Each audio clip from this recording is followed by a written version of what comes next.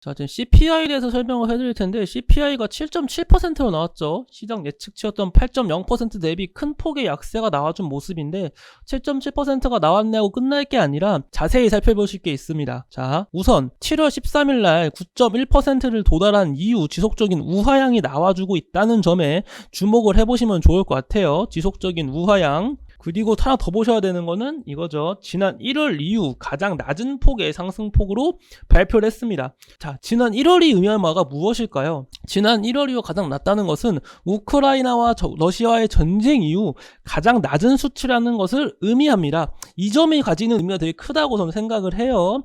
파월은 긴축 속도 조절론을 말하면서 금리 인상 속도를 조절할 것을 시사했습니다.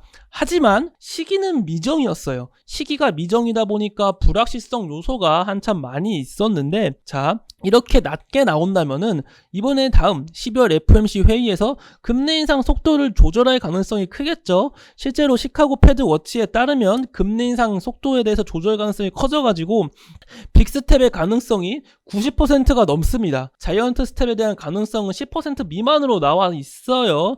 하지만 중요한 건 이겁니다. 파월의 목표 인플레 수치, 목표 CPI 수치는 2%예요. 2%.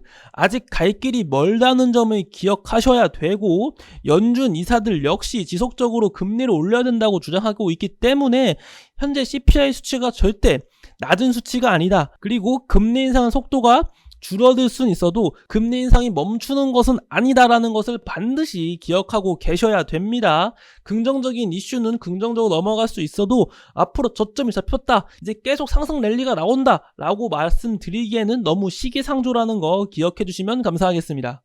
핑크퐁 컴업 참가 중기장관의 M&A 사우디 산업 발표.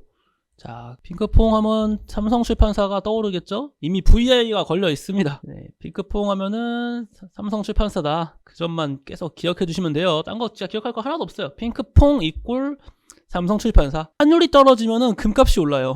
서로 약간 상반되거든요. 우리 이거는 어떻게 높더나 당연한 거죠. 환율이 높아서 금리 인상이 돼가지고 환율이 높으면은 누가 금을 사겠습니까? 그냥 적금 들고 예금 들어가지고 이자를 받아먹는 게 낫지. 그래가지고 환율이 오르면은 이제 좀 금리 인상 이슈 속에 환율이 좀 오르면은 이제 금값이 떨어지고 그 반대로 가고, 그게 아니면요.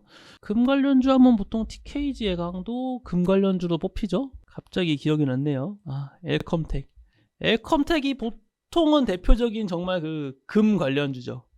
미국 최종 사용자 전제로 대미 탄약 수출 협의 중 탄약 관련 이슈가 나오면은 가장 먼저 봐야 될 종목은 풍산입니다. 이 풍산이 이 총알 만드는 회사가 풍산이거든요. 심리에 대해서 설명을 해드릴게요. 종목의 주가가 이렇게 쭉 빠졌어요. 그쵸? 지금 다들 물려는 사람들 보면 다 쭉 빠졌겠죠?